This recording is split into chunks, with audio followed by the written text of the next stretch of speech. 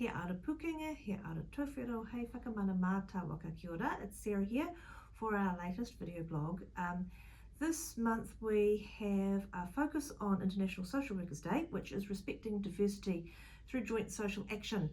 And to celebrate that day and the mahi of social workers around Aotearoa and around the world, we're releasing the results of our workforce survey from last year. So it's got some pretty interesting results. I'm going to talk you through, we're going to switch to slides and you'll just hear my dulcet tones accompanying them. The other thing I just want to give a quick heads up before we move to that is that beginning of May we will be opening our practicing certificate round, so make sure that your details in IMIS are up to date. We want to make the process as painless as possible, and the best way to do that is make sure you've got your end sorted ahead of time. So on to the results. So what is being covered today? We have two reports for you. The first is our annual education report from 2021 and then our 2022 annual social workers survey. So the education report, which will be up on screen now, shows that we have an increase in the number of enrolments, that most students identify as female, and that around 27% of students identify as Māori and 20% as Pacific peoples. So overall we've got some really good news. There are things that are concerning. One is the rate of students dropping out of courses. It's still high, so those who go in, only around 50% complete. The really important thing here though is that we actually now have this information and can be working with educators and with funders to look at the reasons behind that, and I know that's of interest to a number of you. And now we turn to the 2022 workforce survey. On the left of the screen you will see figures relating to workforce composition. That's of those who participated in the survey, and they're very similar to last year.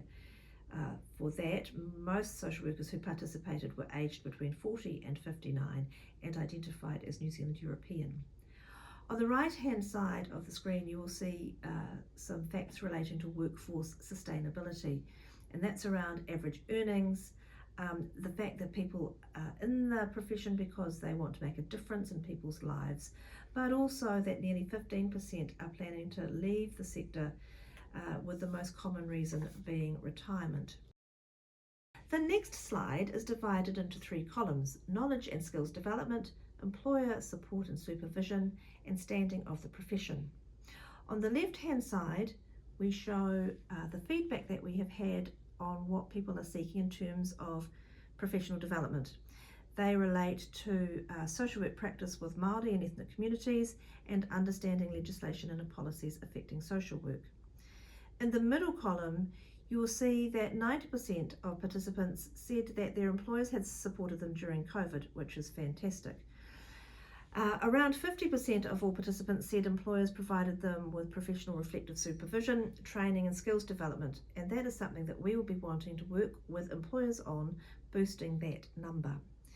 And around 80% confirmed that employers pay for SWRB registration and practicing fees.